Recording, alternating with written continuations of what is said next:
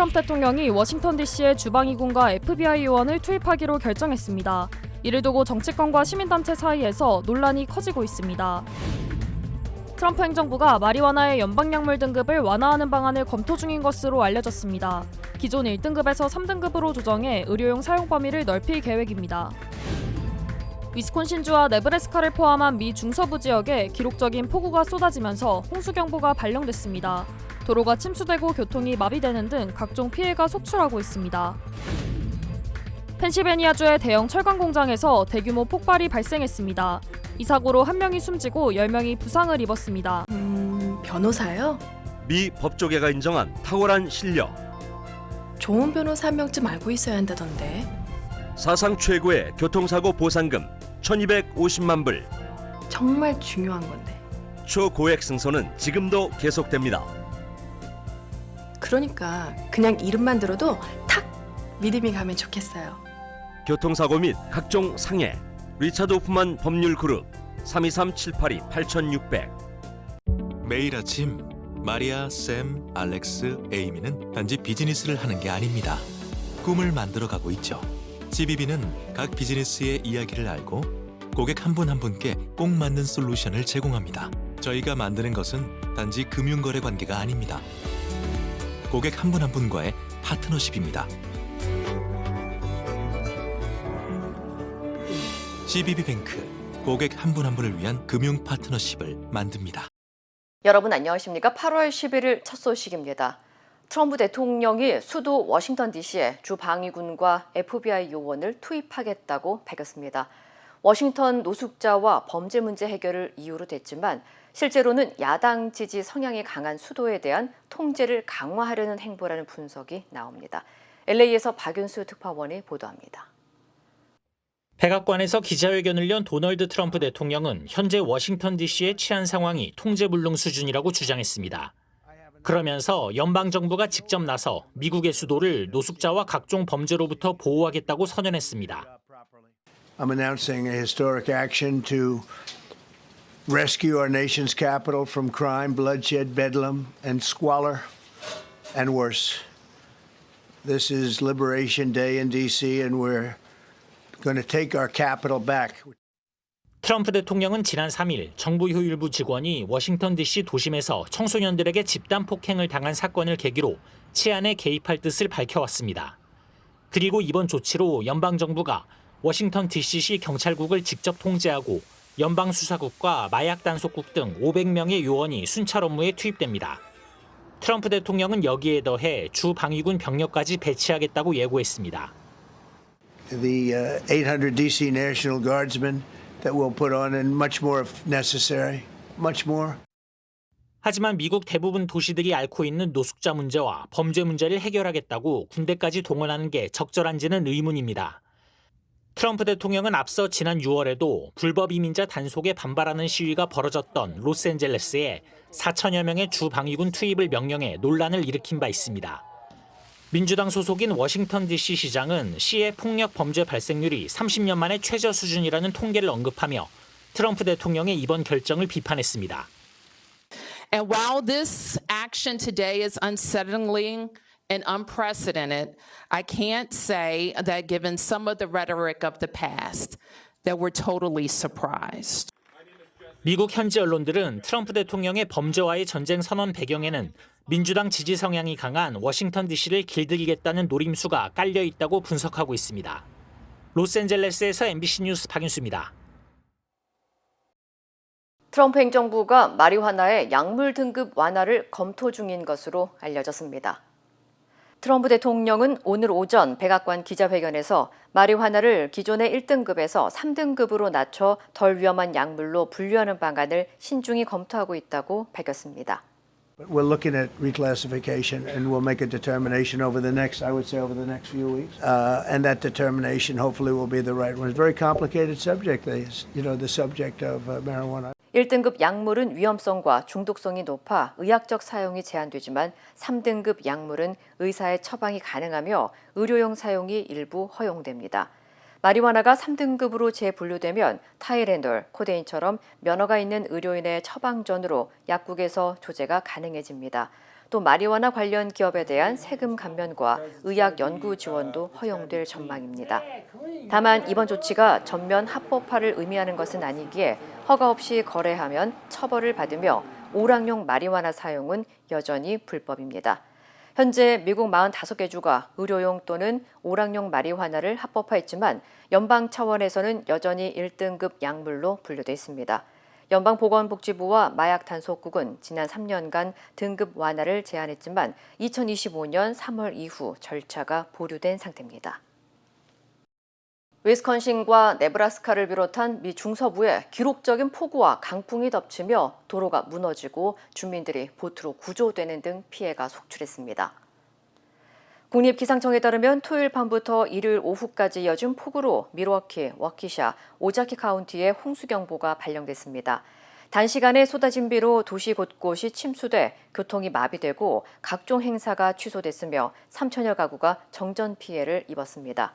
We're seeing reports from some parts of the city that have received more than a foot of rain in a very short period of time. We're working through the process of obtaining some disaster declarations so we can bring the. Now, this was a very rare rain event. I think I said the other day the last time something like this happened was about a decade or so ago. Some have called it a 1,000-year flood, and I can't verify that, but I certainly hope that a storm like this does not visit upon the city for at least another millennium. 밀워키 북서쪽 지역에서 하루 사이 14.5인치가량의 폭우가 내려 1946년 이후 최대 강수량으로 기록됐고 밀워키 강도 폭우로 수위가 11.19피트까지 불어나 15년 만에 역대 최고 수위를 경신했습니다. 한편 급류에 휩쓸린 10대 소년이 구조되는 등 600여 건의 사고가 잇따랐지만 현재까지 인명피해는 없는 것으로 확인됐습니다. 주말 사이 이어진 폭풍으로 미 중서부 곳곳에서 피해가 잇따르는 가운데 네브라스카주에서는 교도소 지붕이 날아가는 사고가 발생했습니다. 네브라스카주 교정국에 따르면 지난 토요일 오전 5시쯤 시속 80마일에 달하는 강풍이 불어 네브라스카 주립교도소 내 2개 지붕이 심하게 파손됐습니다. 공개된 CCTV 영상에는 거센 바람에 카메라가 흔들리다 순식간에 지붕이 뜯겨나가며 파편이 사방으로 흩날리는 모습이 담겼습니다. 이 사고로 수감자 387명 가운데 250명이 교도소 내 체육관과 임시숙소로 옮겨졌고 나머지 137명은 오마하 교도소와 테컴세 주립교도소로 긴급 이송됐습니다. 로브 제프리스 교정국장은 이번 사고로 탈옥이나 인명피해는 없으며 건물 복구에는 최소 한 달이 소요될 것이라고 밝혔습니다. 당국은 피해 조사와 복구가 진행되는 동안 교도소 면회를 전면 중단했습니다. 조지아주에 있는 연방질병통제예방센터 CDC 본부 건물에서 주말 사이 총격 사건이 발생해 대치하던 경찰관이 숨지는 사고가 발생했습니다. 애틀란타 경찰국에 따르면 지난 금요일 오후 4시 50분쯤 CDC 건물에서 30살 용의자 패트릭 조셉 화이트가 총격을 벌였고 인근에 있는 에모리 대학과 지역 주민에게는 긴급 대피령이 내려졌습니다.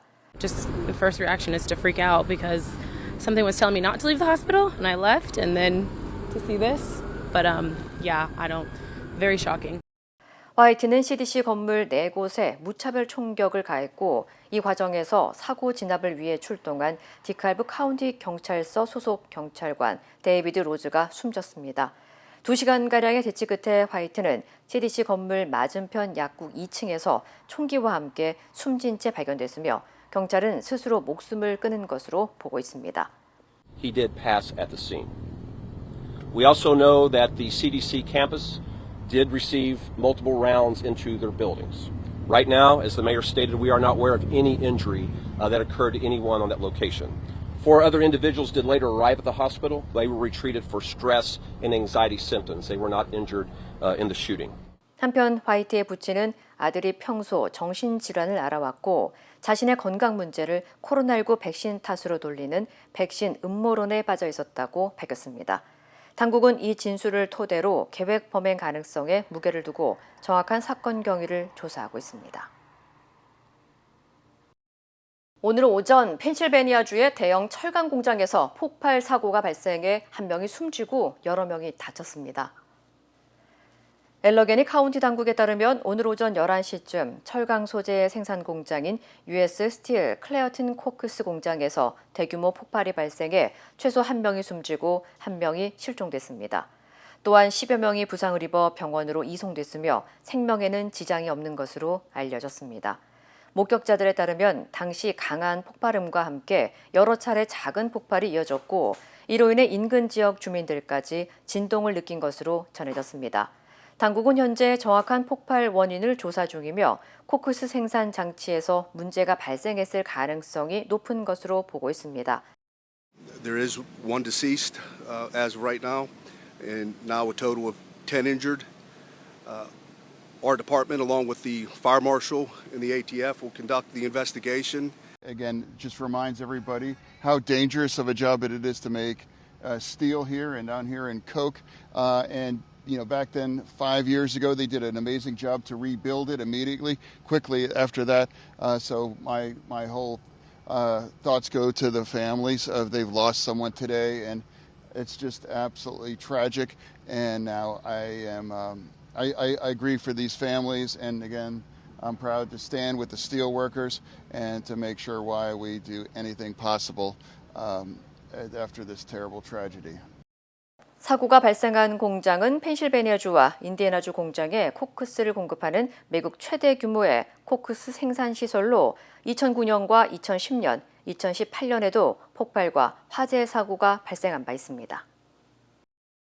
LA 가데나에 위치한 AT&T 건물에서 화재가 발생해 수천여 명이 통신 장애를 겪는 일이 벌어졌습니다. LA 소방국에 따르면 어제 새벽 4시 30분쯤 하버 게이트웨이 지역에 위치한 건물 밖 쓰레기 더미에서 시작된 불길이 인근 AT&T 상업 건물로 번지며 건물 3채가 소실됐습니다. 소방차 25대와 소방관 100여 명이 투입돼 진화 작업에 나섰지만 건물 내부에 다량의 전자장비와 배터리가 밀집해 있어 진압에 어려움을 겪었고 5시간 만에 완전히 진화됐습니다. 이번 화재로 인해 레단도비치 지역의 911 긴급전화 시스템을 비롯해 휴대전화와 인터넷 서비스가 중단되면서 주민 2천여 명이 불편을 겪었고 인근 철도와 도로도 모두 통제됐습니다. 당국은 배터리와 전자제품이 연소되면서 발생한 유독성 연기로 인해 인근 주민들에게 대피령을 내리고 창문을 닫아줄 것을 당부했습니다. 그라나다 힐스와 포토렌치에서 며칠간 끊겼던 수돗물 공급이 오늘 새벽 재개됐습니다. LA 수자원 전력국 LADWP는 새벽 2시 27분쯤 지난 5일 펌프장 수리 작업 중 밸브가 파손돼 중단됐던 수돗물 공급을 복구했다고 밝혔습니다. 현재 화장실이나 조경 관리 등 일상적인 용도로는 사용 가능하지만 2차례의 수질 검사 결과가 나오기 전까지는 반드시 끓인 물이나 생수를 사용할 것을 권고했습니다. 이번 사태로 9,200여 가구의 물 공급이 끊겼으며 피해 직후 LADWP는 메트로폴리탄 수도국의 공급망을 통해 임시 급수를 진행하고 100만 병 이상의 생수를 주민들에게 배포했습니다. 하와이 호놀룰루에서 황산 테러 사건이 발생해 주민들의 불안이 커지고 있습니다. 호놀룰루 경찰국은 지난 금요일 밤 10시쯤 차이나타운 거리에서 두건을 쓴 남성이 길을 건너던 30대 남성의 얼굴에 황산을 뿌리고 달아났다고 밝혔습니다. 피해자는 얼굴과 몸에 심각한 화상을 입고 병원으로 이송됐으며 현재 위독한 상태입니다.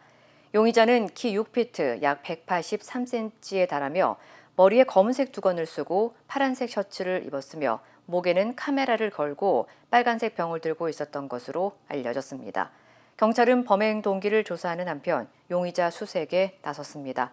이번 사건은 지난 2년간 호놀룰루에서 발생한 3번째 황산 테러로 주민과 관광객 모두 불안감을 감추지 못하고 있습니다. 미국과 러시아 간 정상회담에서는 러시아와 우크라이나의 영토 교환을 통한 종전 문제가 핵심 의제로 떠오르고 있습니다. 유럽과 우크라이나는 이 논의에서 자신들이 배제되고 있다고 반발하고 있지만 트럼프 대통령은 완강한 입장입니다. 베를린에서 이덕영 특파원입니다. 유럽연합이 현지 시간 11일 긴급 외교장관 회의를 소집했습니다. 또 미러 정상회담 이틀 전인 오는 13일엔 독일, 프랑스, 영국, 우크라이나 정상과 유럽연합 집행위원장 등이 트럼프 대통령과 화상회의를 추진하기로 했습니다.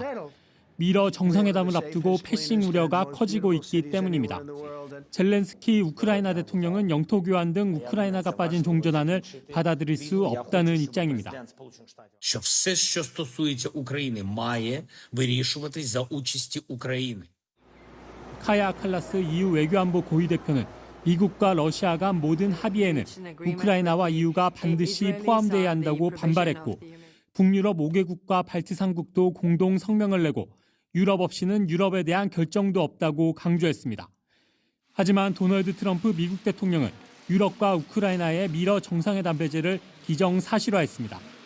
트럼프 대통령은 푸틴 대통령과의 건설적인 회담 뒤 유럽 정상들에게 전화를 걸고 젤렌스키 대통령과도 대화할 것이라고 말했습니다. 그러면서 우크라이나와 러시아의 영토 교환을 강조했습니다. There'll be some land swapping. There'll be some changes in land. Russia's occupied a big portion of Ukraine. 우크라이나와 유럽연합의 반대에도 영토 교환을 밀어붙이겠다는 구상입니다. 이 때문에 미러 정상회담에서 종전안이 도출된다 해도 우크라이나와 유럽이 수용할지는 미지수입니다. 베를린에서 MBC 뉴스 이덕영입니다. 지금 이스라엘에서는 이스라엘의 가자지구 완전 점령 정책에 반대하는 총파업이 추진되고 있습니다. 인질 가족들이 주도하는 이번 파업 제안은 야권이 지지 의사를 밝혔지만 최대 노동단체는 불참을 선언했습니다. 관련 소식 전해드립니다.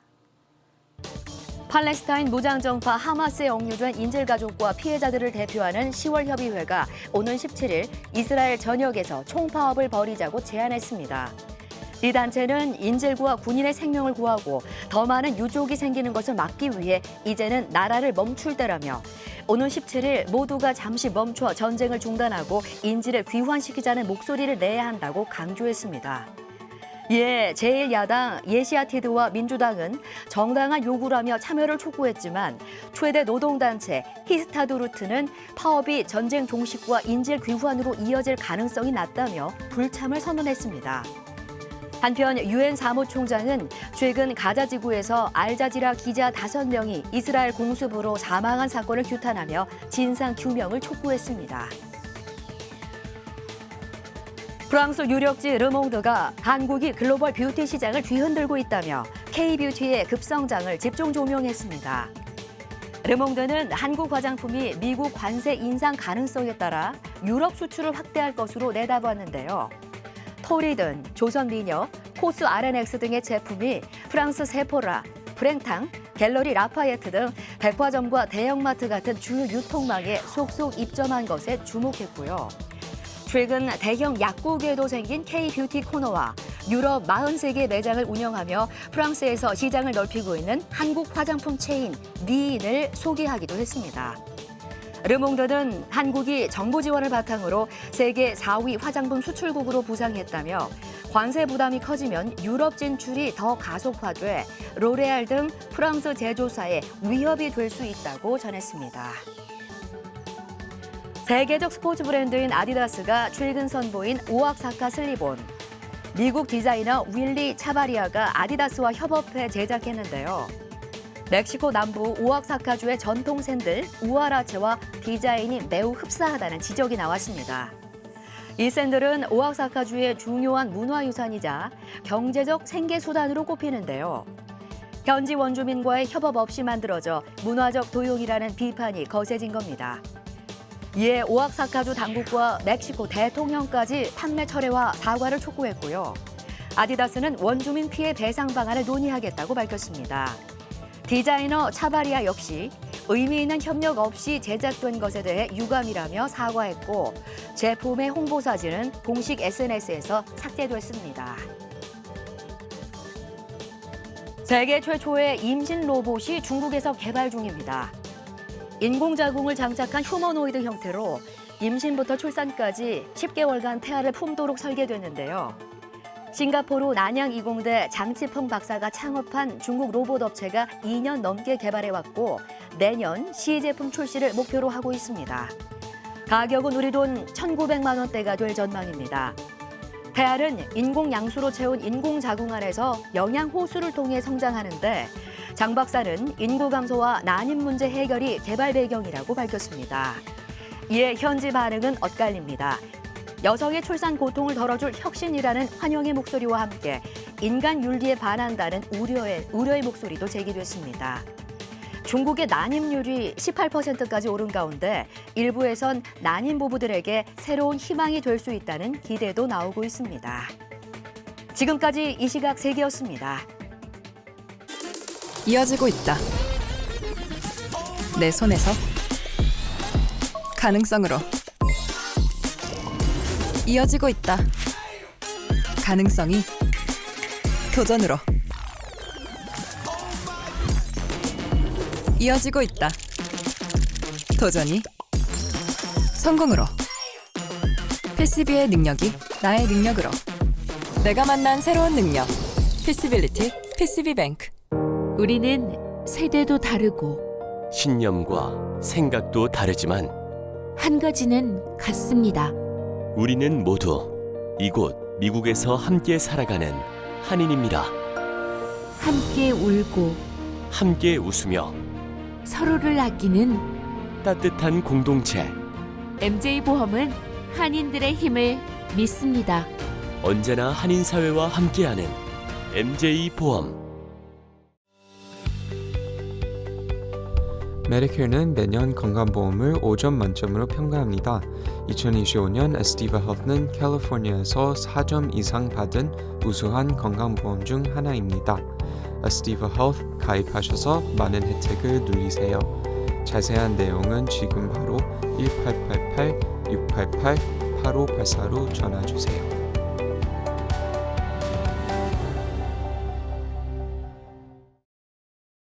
다음은 한국 소식입니다. 김건희 씨 오빠의 장모집에서는 반클리프 목걸이와 이후환 화백의 그림뿐 아니라 수천만 원짜리 시계 상자와 보증서도 발견됐습니다. 이 시계를 산 사람이 보수 유튜버인 서모 씨인 걸로 확인한 특검은 이 시계가 뇌물일 수 있다고 보고 서 씨와 김건희 씨와의 관계를 수사하고 있습니다. 구나연 기자입니다. 지난달 25일 김건희 여사 일가에 대한 대대적인 압수수색에 나선 김건희 국정농단 특검. 김 여사의 오빠 김진우 씨의 장모 집에서 모조품으로 드러난 김 여사가 나토 순방 당시 착용한 것과 같은 디자인의 반클리프 앤 아펠 목걸이와 세계적인 미술가 이후환 화백의 그림을 찾았습니다. 그런데 특검이 발견한 게 또 있었습니다. 초고가 시계인 바쉐론 콘스탄틴 브랜드의 시계 상자였습니다. 하지만 상자 안에 시계는 없었고 정품 보증서만 들어있었습니다. 특검팀이 보증서를 통해 확인한 결과 해당 모델은 수천만 원을 호가하는 여성용 시계였습니다.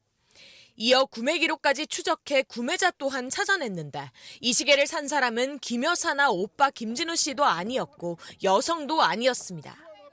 보수 유튜브 채널을 운영 중인 60대 남성 서모 씨였습니다. 지난 금요일 특검은 서 씨를 소환해 조사했습니다. 특검은 서 씨에게 왜 여성용 시계를 산 것인지, 김 여사 측에 이 시계를 건넨 것인지, 김 여사나 김 여사 일가와는 어떤 관계인지 등을 물은 것으로 전해졌습니다. 김건희 여사와의 연관성을 의심하는 겁니다.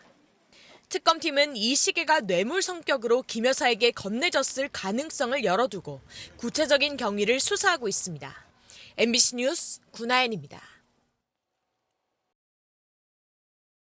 윤석열 전 대통령은 어제 재판에도 출석하지 않았습니다. 벌써 4번째 연속으로 사법부를 무시하는 행위를 이어가고 있는데요.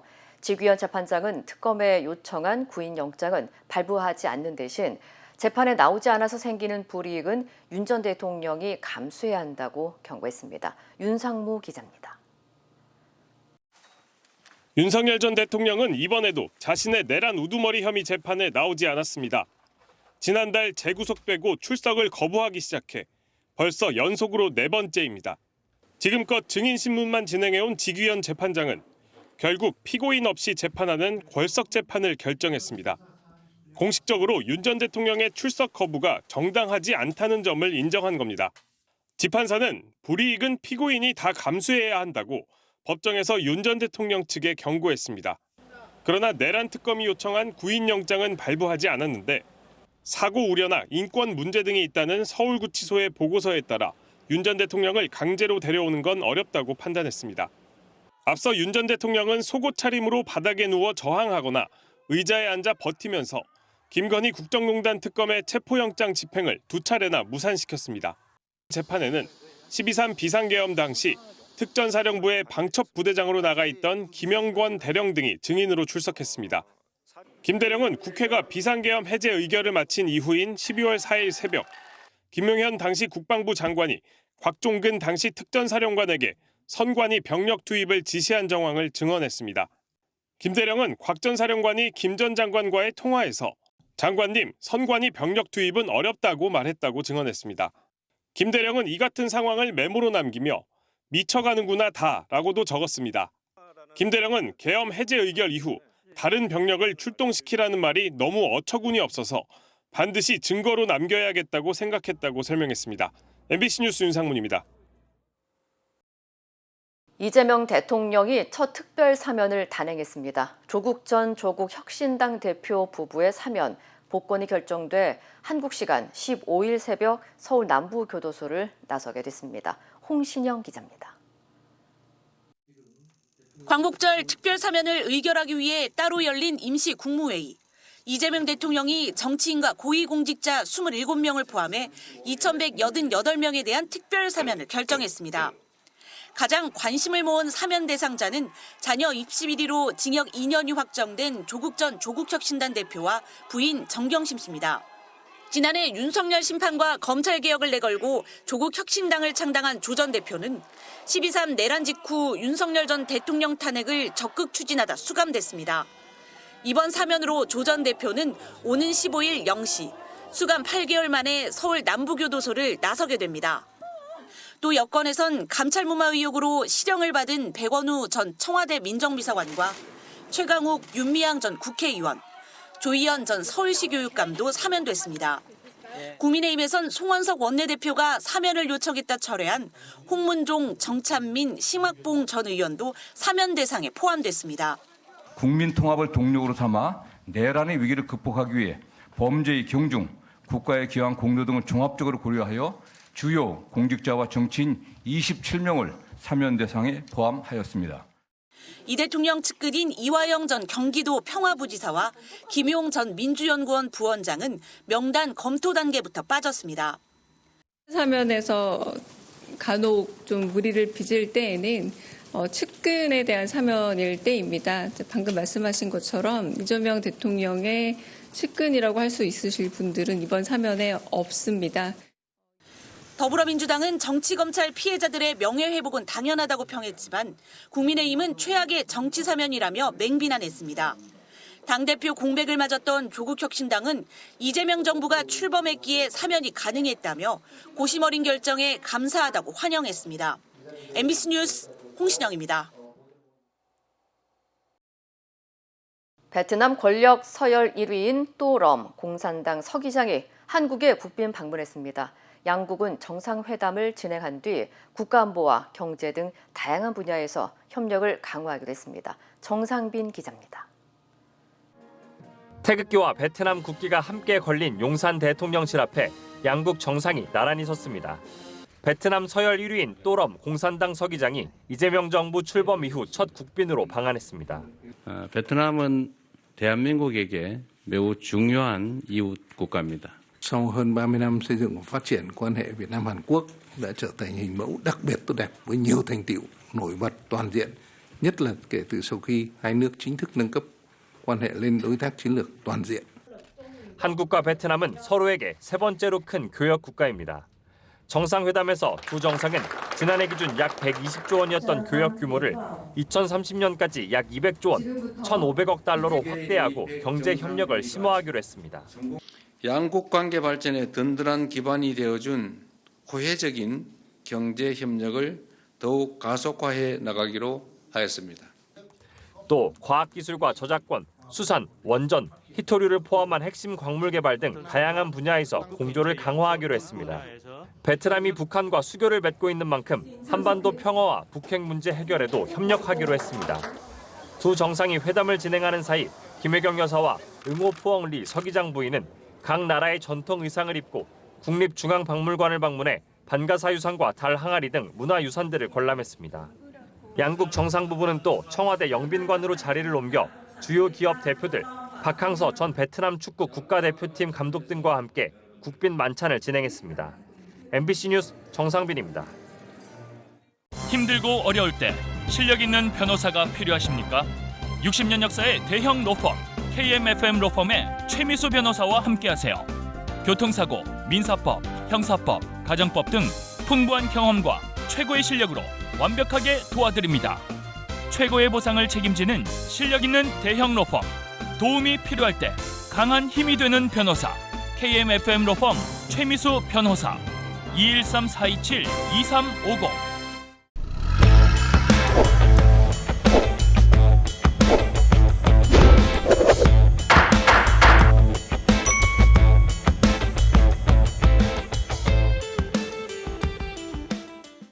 안녕하세요. 여러분의 캘리포니아 레몬법과 대형상해 전문 변호사 최미수 변호사입니다. 많은 분들이 물어보는 질문이 있습니다. 변호사님은 어떻게 똑같은 교통사고인데, 비슷한 교통사고인데 내가 전에 있었던 거와 지금하고, 근데 변호사님은 어떻게 공을 나한테 주는 합의 금액이 5개 아니면 7, 그러니까 $1 million policy를 어떻게 바꿀 수가 있습니까?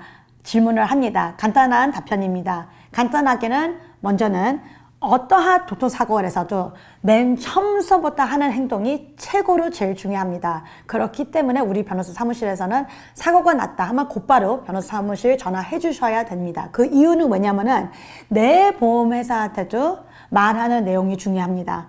그렇기 때문에 변호사 사무실에서 클레임을 열고, 클레임을 열을 때 어떠한 말을 하는 거를 되게 중요하게 생각해가지고 다 녹음을 하는 방향으로 보고 뚜렷하게 말씀을 나눠야 됩니다.